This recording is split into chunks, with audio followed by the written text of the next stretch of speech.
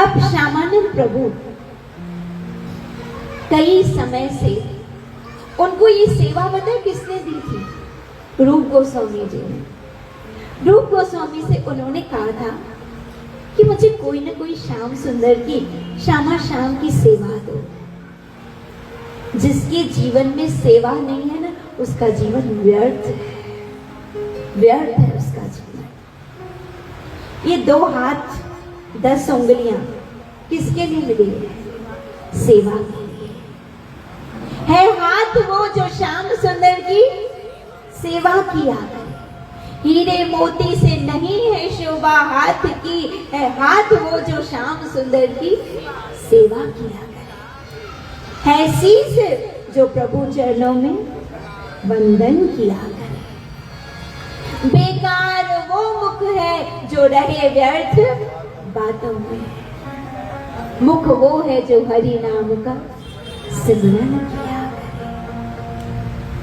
याद रखो, हमारे गुरु महाराज कहते हैं जो भगवान के चरणों में झुकता है, जिसका हाथ भगवान के चरणों में झुकता है छूने के लिए, भगवान उसका हाथ पकड़ लेते हैं। श्री राधे। इसलिए वो जीव भाग्यशाली है जिसका सर भगवान के आगे झुकता है। और वो बड़े अभागी हैं जो अहंकारवश भगवान के आगे अपने सर को नहीं झुकाते हैं।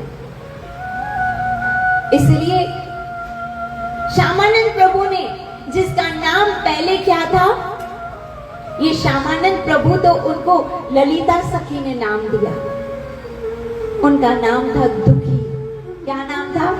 नाम ही दुखी था। नाम क्या था? दुखी। तब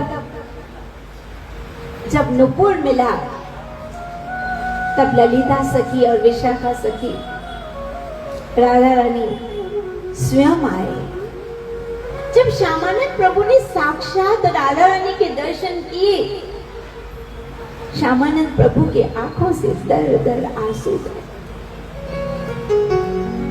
तब श्यामानंद प्रभु का स्वरूप इतना सुंदर हो गया, इतना सुंदर हो गया। कहते हैं कि पहले वो रंग के सांवले थे। राधा रानी का दर्शन करते करते उनका रंग गोरा हो गया।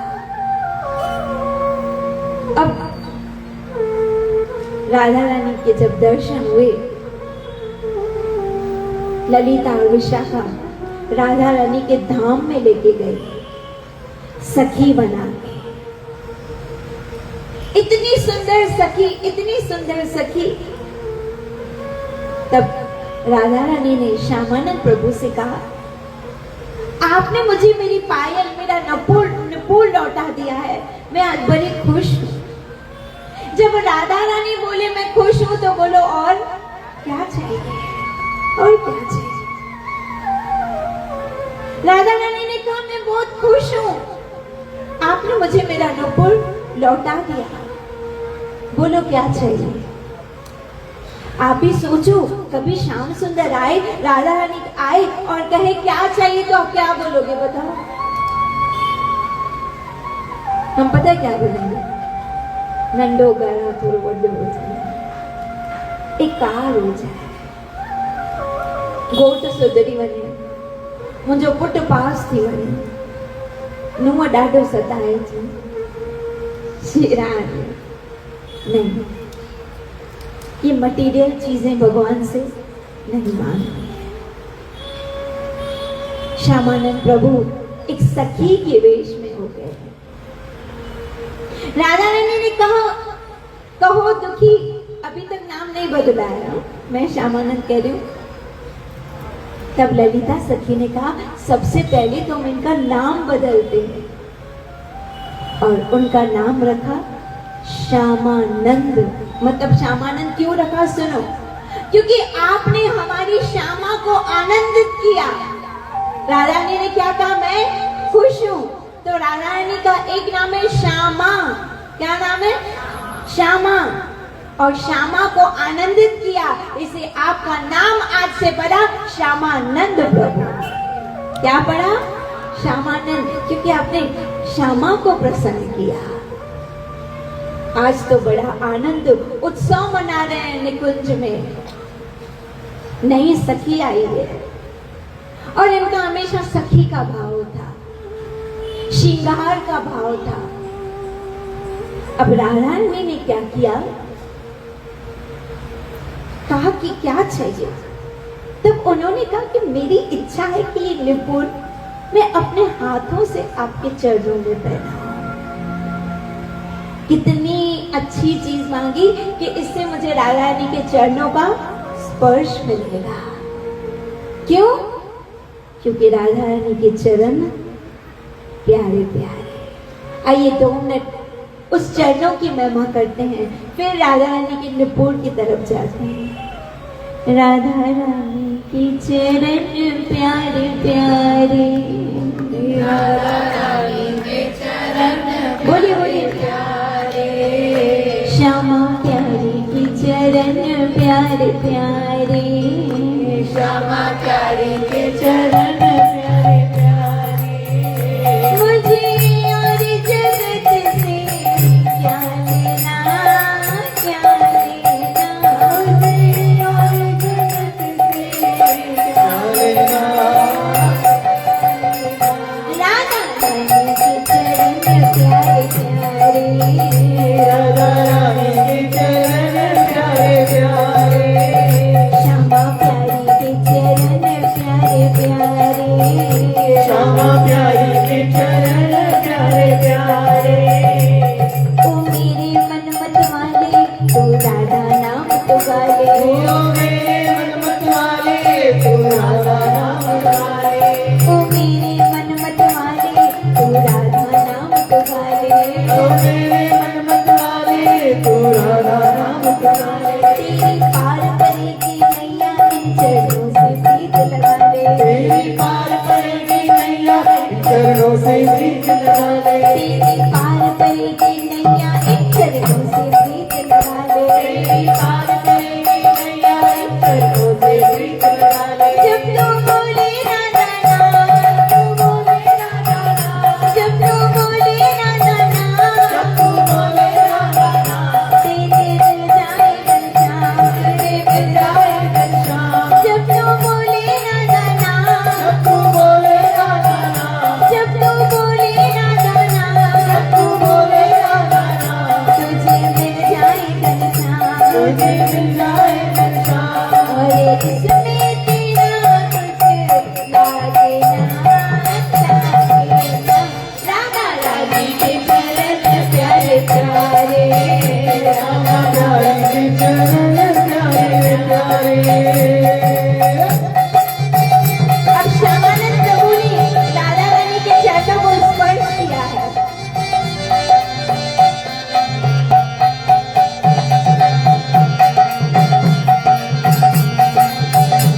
राधा रानी के चरणों को स्पर्श किए हुए श्याम सुंदर श्यामानंद प्रभु और क्या कह रहे हैं? राधा रानी के चरण प्यारे प्यारे, राधा रानी के चरण प्यारे प्यारे, श्यामा प्यारी के चरण प्यारे प्यारे, श्यामा प्यारी के चरण प्यारे प्यारे। आप भी कल्पना करो, भाव में राधा रानी के चरणों को स्पर्श करो। बड़ी कोमल चरण है, बड़ी सुकुमारी है राधा रानी के चरण। अरे इन चरणों में तो श्याम सुंदर भी महावर लगाते हैं। बड़ी प्यारी चरण है, उसमें बड़ी सुंदर नूपुर है। श्यामानंद प्रभु अपने हाथों से राधा रानी के चरणों में नूपुर बांध रहे हैं, उनके हाथ कांप रहे हैं और मन क्या कह रहा है? राधा रानी के चरण प्यारे प्यारे, राधा रानी के चरण प्यारे प्यारे, श्यामा प्यारी के चरण प्यारे प्यारे, श्यामा प्यारी के चरण प्यारे प्यारे, राधा रानी के चरण प्यारे प्यारे, राधा रानी के चरण प्यारे प्यारे। अब सोचो श्यामानंद प्रभु को कितना आनंद आ रहा होगा। इतने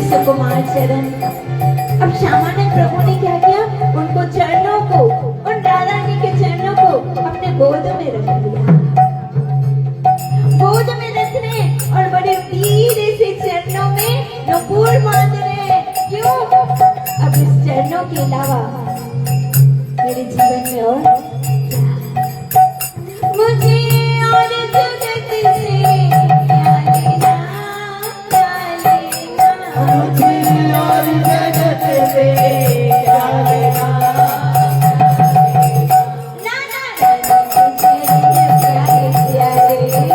श्यामा रानी के चरण प्यारे प्यारे, राधा रानी के चरण प्यारे प्यारे, राधा रानी के चरण प्यारे प्यारे।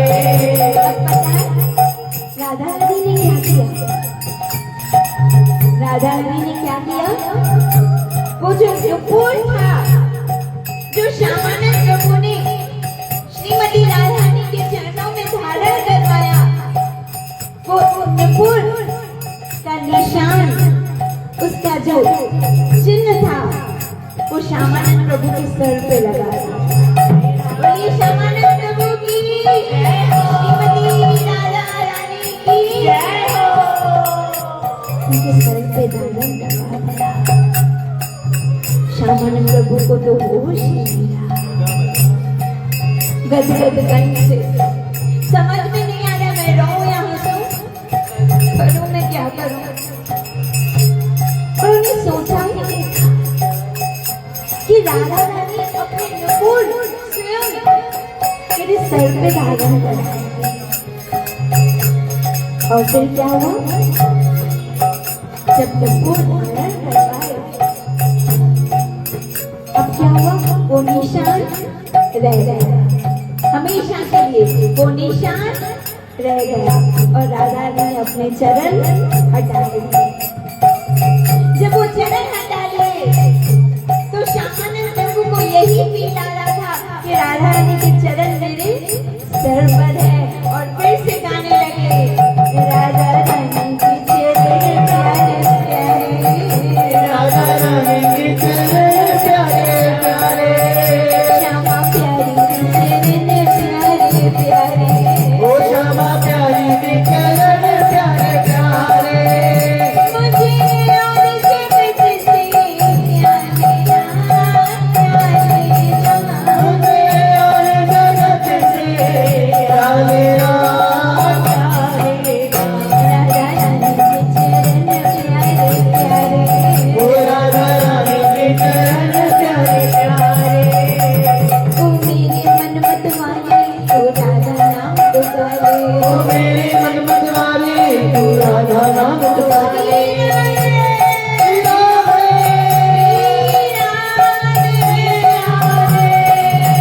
अपने मन से कहो, हे मन, हे मेरे मत वाले मन, एक बार बोल श्री राधे। ओ मेरे मन मत माने तो राधा नाम पुकारे, ओ मेरे मन मत वाले तू राधा नाम पुकारे। तेरे पार करेगी नैया इन चरणों से प्रीत लगा ओ ले। मेरे पार पड़ेगी नैया इन चरणों से प्रीत लगा ले। जब तू बोले राधा नाम, जब तू बोले राधा नाम, जब तू बोले राधा नाम, तू बोले राधा नाम, तुझे मिल जाएगा निशान, तुझे मिल जाएगा निशान। जब तू बोले राधा नाम, जब तू बोले राधा नाम, तुझे मिल जाएगा ओ निशान, तुझे मिल जाएगा निशान। बिन राधा की मुरली बाजेगा, राधा रानी के चरण प्यारे प्यारे, राधा रानी के चरण प्यारे प्यारे, राधा रानी के चरण प्यारे प्यारे, ओ राधा रानी के चरण प्यारे प्यारे, श्यामा प्यारी के चरण प्यारे प्यारे, ओ श्यामा प्यारी के चरण प्यारे प्यारे, राधा रानी के चरण प्यारे प्यारे, ओ राधा रानी के चरण प्यारे प्यारे, श्यामा प्यारी के चरण प्यारे प्यारे, ओ श्यामा प्यारी के चरण प्यारे प्यारे। अब श्यामानंद प्रभु को ललिता सखी कह रही है, अब आपको वापस मृत्यु लोक में जाना पड़ेगा। अब एक बार राधा रानी के दर्शन हो जाए, राधा रानी के चरण दर्शन हो जाए, राधा रानी के चरण सर पे लग जाए, बताओ संसार में आने को मन करेगा? नहीं। एक बार जिसको श्याम सुंदर मिल जाए, उसका विरह, उसकी तरफ उसका प्रेम और बढ़ता है। अब तो वो न जीने में रहता है, न मरने में, न सोने में, न जागने में। श्यामानंद प्रभु के मन में विरह होने लगा। कैसे होऊंगा अब मैं? किससे नजर मिलाएं तुम्हें देखने के बाद? अब मुझे क्या संसार अच्छा लगेगा? ललिता सखी की आज्ञा है, अब आपको जाना पड़ेगा। ऐसे करते करते आंख बंद की, थोड़ी देर में देखा कि वो वहीं सेवा कुंज में खड़े थे। अब न ललिता सखी है, न राधा रानी है, न विशाखा है, लेकिन हाँ, एक जो चिन्ह था वो अभी भी सर पे है। दौड़ते दौड़ते गुरु महाराज के पास गए। गुरु महाराज बड़े दयालु होते हैं। गुरु भाइयों ने गुरु महाराज से शिकायत की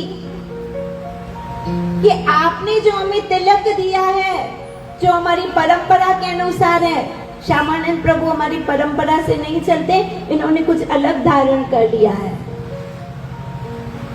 गुरु महाराज ने बुलाया, कहा महाराज ये मैंने नहीं लगाया है, मुझे साक्षात राधा रानी ने लगाया है। गुरुबाई कहने लगे, हाँ बड़ा आया है, राधा रानी ने लगाया है। क्या तुम्हारी इतनी भक्ति है कि तुम्हें राधा रानी आएगी और तुम्हें ये तिलक करके जाएगी? कोई मानने को तैयार नहीं था। कभी कभी पता है क्या होता है, अपने गुरु भाई आपस में क्रिटिसाइज करने लगते हैं। तब गुरु भाइयों ने गुरु महाराज से शिकायत की, ये आपसे झूठ बोल रहा है। गुरु महाराज तो अंतर्यामी है, सब जानते हैं। उन्होंने कहा जाओ यमुना जल में जाओ और ये तिलक दो के आओ, जो तिलक हम धारण करते हैं वो तिलक धारण करो। अब वो तिलक किया किसने है? बोलो। और आज्ञा किसकी है? क्या करना चाहिए आप बताओ। लेकिन लगाया राधा रानी ने है। उतारने की आज्ञा गुरु महाराज ने दी है। क्या करना चाहिए? उतारना चाहिए, मिटाना चाहिए उसको। गुड, क्योंकि गुरु की कृपा से ही राधा रानी मिलती है। श्री राधे। आपने सुना होगा, गुरु गोविंद दोनों खड़े, काके लागू पाए, बलिहारी गुरु आपकी, जिन गोविंद दियो बताए। आपकी कृपा से मिला है। आपकी कृपा ना होती तो मुझे राधा रानी ना मिलती। यमुना किनारे पे सुबह से रात तक रगड़ रहे हैं, लेकिन वो कैसे मिटेगा? क्योंकि लगाने वाली कौन है? कैसे मिट सकता है? रगड़ रहे हैं, साबुन लगा रहे हैं, कभी रज लगा रहे हैं, मिटा रहे हैं। रात हुई, वापस आए। गुरु ने कहा, तूने मेरी इतनी भी बात नहीं मानी? मैंने तुम्हें कहा तिलक मिटाओ, तुमने ये भी नहीं माना? महाराज क्षमा चाहता हूँ, सुबह से रात तक यमुना जल पे लगा रहा है, कभी क्या लगा रहा हूँ, मिट नहीं रहा है। अच्छा नहीं मिट रहा है? तब गुरु महाराज से कहा, महाराज क्षमा चाहता हूँ मैं आपसे, अगर आप मिटा सकते हो तो आप मिटा दो। श्री राम। जो लोग कह रहे हैं कि खुद लगाया है, ये करा, उनसे कहो कि मिटा दे, मैं मिटवाने के लिए तैयार हूँ, आओ। गुरु ने कहा, अच्छा तुम्हारी इतनी हिम्मत, अब तो मुझे कहेगा कि मैं तुम्हारे सर पे रगड़ूं, तो गुरु से सेवा करवाएगा? गुरु से सेवा करवाएगा? पता नहीं महाराज, मैं सिर्फ सच साबित करना चाह रहा था। आप न करें, आप किसी से करवा लें, मुझे कोई आपत्ति नहीं है। क्यों? क्योंकि मेरे लिए पहले आप हैं। आप है तो राधा रानी है, आप है तो कृष्ण है, आप है तो कृष्ण का नाम है। गुरु महाराज ने परीक्षा ली और कहा, किसी को बुलाया, बोला मिटाओ देखो। जैसे ही तिलक मिटाने लगे उसका निशान और तेज होने लगा और सामने से प्रकट होने लगा और ज्यादा दूर दूर से दिखने लगा, नजदीक से दिखने लगा, दूर दूर से दिखने लगा। सबों ने कहा मिट नहीं रहा है। तब गुरु महाराज ने कहा, इसको वास्तव में राधा रानी ने लगाया है, वास्तव में। लेकिन गुरु बड़े विवेकी होते हैं। गुरु ने कहा कि मैंने इस पे शंका की, मैंने इस पे शंका नहीं की, इनडायरेक्टली मैंने किस पे शंका की, बोलो। इनडायरेक्टली मैंने राधा रानी पे शंका की, अब मैं पाप का भागीदारी बन गया। श्यामानंद प्रभु को कह रहे हैं, मुझे क्षमा करो। श्यामानंद प्रभु ने कहा, अरे गुरु महाराज आप क्या कर रहे हो? आप गुरु होके मुझसे क्षमा मांग रहे हो? आप चाहे तो मेरे टुकड़े टुकड़े करो। शीश दिए गुरु मिले, सस्ता सौदा जान। उनको पता है, जो भक्ति करता है ना, उसको पता है कि गुरु क्या है, गुरु की मर्यादा क्या है, प्रेम क्या है। जब तक गुरु की मर्यादा, गुरु के प्रति प्रेम नहीं है, तब तक भगवान की प्राप्ति होगी कैसे?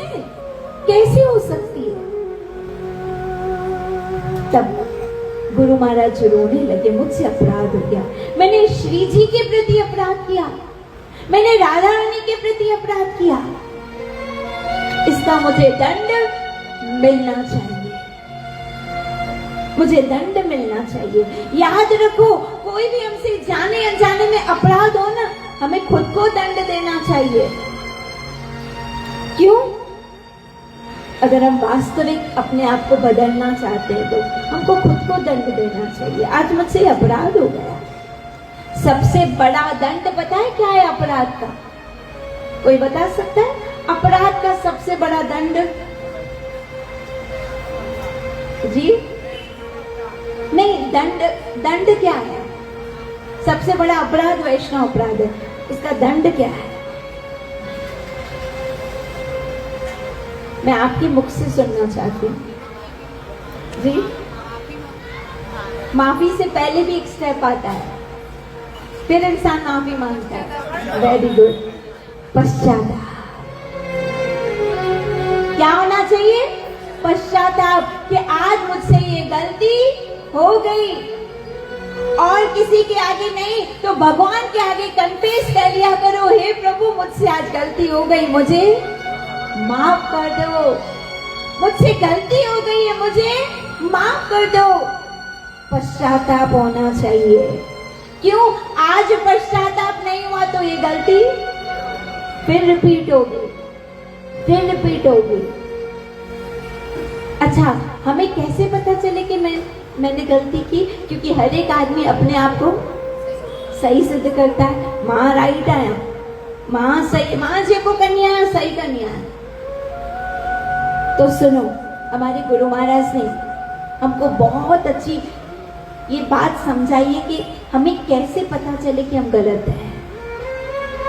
जब कोई काम करो और अंदर आपका कॉन्शियस आपको खाए, तो मतलब हम कुछ गलत करने जा रहे हैं। उस वक्त क्या करना? रुक जाना। जैसे ट्रैफिक के 3 सिग्नल होते हैं, बताओ कौन सा? Red, green, yellow. ग्रीन मतलब जाओ, रेड मतलब रुको, और तीसरा येलो मतलब स्लो। ऐसे सुनो, जब भी हम कोई काम करने जाएं और हमारा मन विचलित हो कि मैं सही हूं या गलत, सही हूं या गलत, कभी कभी हमको समझ में नहीं आता है ना कि मैं सही हूं या गलत। तो जब विवेक की आवाज आए तुम सही हो, तो ग्रीन सिग्नल चलो, और अगर अंदर से आवाज आए रुको, मतलब कौन सा सिग्नल आया? रेड, रुको, अभी मत करो। और अगर थोड़ा सोचने के लिए समय है तो थोड़ा सोचो कि मुझे करना है या नहीं करना है, थोड़ा सोचो। क्योंकि याद रखो, करने को तो इंसान कर लेता है, लेकिन कभी कभी बहुत भुगतना पड़ता है। कर्म करने को तो होशियार है, पर भोगने में बड़ा ही लाचार है। इससे सावधान। कोई भी ऐसे कंफ्यूजन वाली बात हो ना, तो रुकना, थोड़ा सोचना। जब अंदर से आवाज आए, और विवेक भगवान ने सबको दिया है, सबको दिया है। विवेक भगवान ने सबको दिया है। अंदर से आवाज आती है, वो सिग्नल आता है जिसे हमें समझ जाना चाहिए कि ये रेड है, ग्रीन है या ऑरेंज है, येलो है। ठीक इसी प्रकार गुरु महाराज को लगा कि मुझसे गलती हुई है। बड़ी संतों की सभा बुलाई गई। पहले जमाने में ऐसे होता था, पूछा जाता था कहाँ मैं गलत हूँ। यहाँ आजकल ईगो, मैं गलत नहीं हूँ, आई एम राइट। संतों की सभा बुलाई गई। तब सबके आगे उनके गुरु कहने लगे कि मैंने श्यामानंद के साथ तो किया ही किया, लेकिन राधा रानी के साथ अपराध हो गया है, क्या करूं। तब किसी ने क्या कहा, सुनो। किसी ने कहा कि तुम 8 दिन, जिसको कहते हैं दंड उत्सव, क्या कहते हैं, दंड उत्सव, 8 दिन उत्सव रखो। एक तो गलती के ऊपर से उत्सव रखो। क्या उत्सव रखो? सारे साधु संत महापुरुषों को बुलाओ, सबको बिठा के भोजन कराओ, सबकी चरण धूली अपने सर पे लो, और एक एक से क्या मांगो, माफी मांगो। किसी वैष्णव ने, किसी संत ने, किसी साधु ने माफ कर दिया, मतलब उसके अंदर बैठे राधा रानी ने माफ कर दिया। किसने माफ कर दिया? राधा रानी ने माफ कर दिया। उन्होंने कहा मुझे मंजूर है, इतने बड़े औहदे पे बैठे थे, कोई अहंकार नहीं। जिसने भक्ति की है ना, वो अहंकार से काफी दूर चला जाता है। उसमें सबसे पहला गुण विनम्रता आ जाती है। सारे साधु संत जितने भी लोग थे, सबको बुलाया गया। अब श्यामानंद प्रभु देख रहे हैं कि मेरे गुरु महाराज एक एक के आगे झुक रहे हैं, एक एक के आगे माफी मांग रहे हैं। एक शिष्य कैसे देख सकता है, ये देख सकता है? तब श्यामानंद प्रभु अपने गुरु के चरणों में गिर के कहते, प्रभु आपके बजाय मैं करूं, आपके बजाय ये काम मैं करूं। हालांकि अपराध उन्हीं के प्रति हुआ है, लेकिन वो क्या कह रहे, मैं करूं। उनके गुरु ने कहा नहीं, मैंने अपराध किया है, मैं ही पश्चाताप करूंगा। ये दंड उत्सव मेरे लिए है, तुम्हारे लिए नहीं है। श्यामानंद प्रभु चरणों में गिरते हैं, गुरु महाराज मैं ये सीन कैसे देख सकता हूँ? मैं अपने गुरु को किसी के आगे झुकता हुआ कैसे देख सकता हूँ? मुझे आज्ञा दो, आपके बदले में करूंगा। जैसे कोई काम पिता के जगह पुत्र करता है, तो शिष्य तो बेटा ही होता है ना। तब पता है श्यामानंद प्रभु ने क्या किया? देखो कितनी विनम्रता है। अरे जिसको राधा रानी का चरण स्पर्श हो, उसमें कितनी विनम्रता होगी, कितने गुण होंगे उसमें। तब श्यामानंद प्रभु ने संतों से पूछा, आप मेरे गुरु महाराज से कहो, जो गुरु का काम क्या शिष्य नहीं कर सकता है? तब सारे संतों ने उनके गुरु को कहा, ये काम तुम श्यामानंद को करने दो। श्री राम, ये कौन करेगा? श्यामानंद खुद करेंगे। एक एक को चरण छुएंगे, एक एक से माफी मांगेंगे, एक एक की सेवा करेंगे। क्यों? क्योंकि गुरु का काम शिष्य कर सकता है, कर सकता है। अब श्यामानंद प्रभु एक एक की चरण धूली दे रहे हैं, और पता है क्या कह रहे हैं? मैंने अपने जीवन काल में बहुत पाप किए हैं, कोई पाप मैंने नहीं छोड़ा है, मैंने बहुत पाप किए, मुझे बख्श दो, मुझे क्षमा कर दो। मुझे लगता है सॉरी शब्द बहुत अच्छा है, बहुत अच्छा है। पता है क्यों? जब हमसे कोई अपराध हो जाता है, हम सॉरी बोलते हैं ना, तो हम सजा से बच जाते हैं। लेकिन आजकल सॉरी बोलता कौन है? छोटे बच्चे को भी बोलो बेटा बोल बोल सॉरी बोल, सॉरी बोल, नहीं बोलेगा। कलयुग में प्रधान दो चीजें हैं, एक काम, एक अहंकार, ईगो। हमारे गुरुवाच कहते हैं ईगो छोड़ो, लेट गो करो। ईगो छोड़ो और जाने दो, जाने दो। जिसने लेट गो करना सीखा उसको जिंदगी जीने में बड़ा मजा आएगा। लेकिन जिसके अंदर ईगो है ना, मैं क्यों झुकूं, मैं क्यों सॉरी बोलूं, झुके मेरी जूती, मैं क्यों झुकूं, वो अपने अहंकार में खुद ही खुद जलता रहता है, जलता रहता है, जैसे दुर्योधन। इसलिए श्यामानंद प्रभु एक एक को हाथ जोड़ रहे हैं। राधा रानी ने सब दृश्य देख लिया। अब तो राधा रानी के दिल में श्यामानंद प्रभु के लिए और जगह बन गई। याद रखना, जो संसार के आगे झुकता है ना, वो भगवान के दिल में जगह बना लेता है। श्री राधे। अब ऐसे नहीं कि ऐसे ही झुके, जहां जरूरत हो, नहीं तो लोग कच्चा खा जाएंगे ना, ये भी ध्यान देना।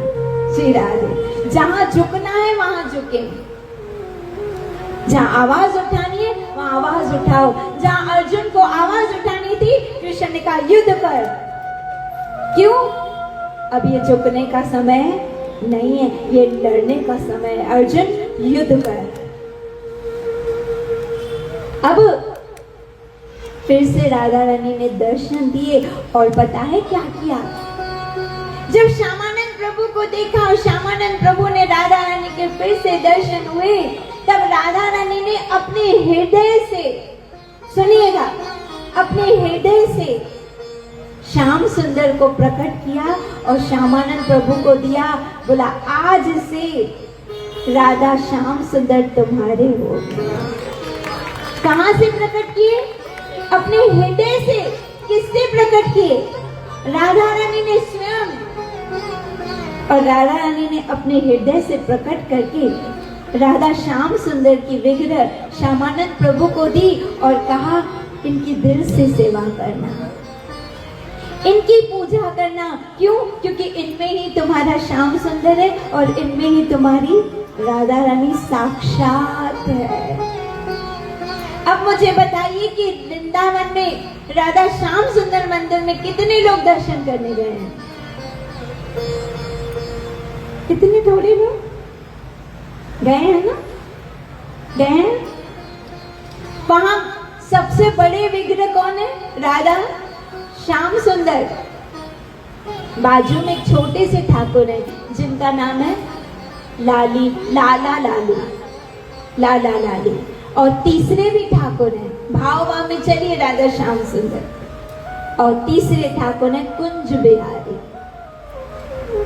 और राधा श्याम सुंदर मंदिर के बाहर एक बोर्ड लगा हुआ है, अगर आपने पढ़ा होगा तो उसमें लिखा है कि जो भी इस मंदिर में आएगा, जिसने भी राधा श्याम सुंदर के दर्शन किए हैं, क्योंकि ये राधा श्याम सुंदर राधा रानी ने अपने हृदय से प्रकट किए हैं, जो भी श्याम सुंदर के दर्शन करेगा, इस मंदिर में आएगा, उसकी आने वाली अनेकों पीढ़ियां तर जाएगी, अनेकों पीढ़ियां तर जाएगी।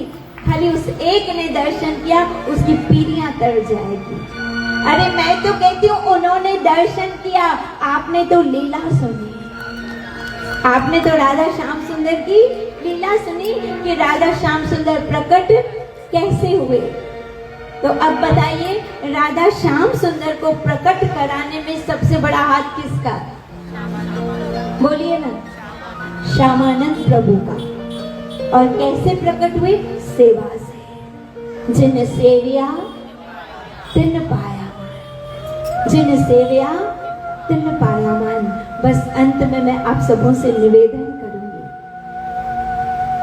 एक निवेदन करूंगी कि जब भी गुरु से, भगवान से कुछ मांगना हो ना, तो ये तीन चीजें मांगना: सेवा, सिमरन, सत्संग, झोली में मेरे। श्यामानंद प्रभु को श्याम सुंदर कैसे मिले? सेवा से, सिमरन से और अपने गुरु के प्रति दृढ़ता, अपने गुरु के प्रति भाव। क्यों? क्योंकि याद रखना, एकमात्र गुरु ही है जो हमें शाम शाम से मिला सकते हैं। एकमात्र गुरु ही है। इसे उनके चरणों को मजबूती से पकड़ना, मुख से गोविंद का नाम लेना, गोविंद गोविंद, हे गोविंद, हे गोविंद, और प्लस हाथों से उनकी सेवा करना। इसलिए कहते हैं गुरु, गाय और गीता, ये तीन। पहले सेवा, सिमरन, सत्संग, फिर गुरु, गाय और गीता। ये हमारे जीवन में होने चाहिए। गीता का पठन, गौ की सेवा, गुरु की आज्ञा का पालन, ये चीजें हैं तो मनुष्य जीवन सार्थक है, नहीं तो व्यर्थ चला जाएगा। मैं सच कहती हूँ, पता नहीं हमारे ऊपर गुरु और कृष्ण की कैसी कृपा हुई। कर्म तो नहीं है, मैं आपकी नहीं, मैं अपनी बात कर रही हूँ। कर्म तो नहीं है, लेकिन कृपा के बल पर चल रहे हैं। मुझे ऐसे लगता है कि अगर वो कृपा का आंचल हटा देना तो हमारा पता नहीं क्या हाल होगा, पता नहीं क्या हाल होगा। इसलिए आइए सब मिलके ये प्रार्थना करते हैं, हे गुरु महाराज, तीन चीजें हमारी झोली में भर दो। अपनी झोली फैलाओ और इन तीन चीजें मांगो। क्या? सेवा, सिमरन, सत्संग, गुरु, गौ माता और गीता। तीन चीजें। और तीसरा हे गोविंद, हमारे जीवन में तीसरा क्या हो वो मैं कल बताऊंगी। सब थोड़ी आज ही बताऊंगी, नहीं तो फिर कल कैसे आओगे। तीसरा कल मुझे याद दिलाना। दो चीजें बताई, क्या? सेवा, सिमरन, सत्संग। तीसरा गुरु, गीता, गौ माता। ये तीन। अब तीसरी और वो मैं आपको कल बताऊंगी। बहुत काम की चीज है, जन्म सफल हो जाएगा, बस वो मिल जाए।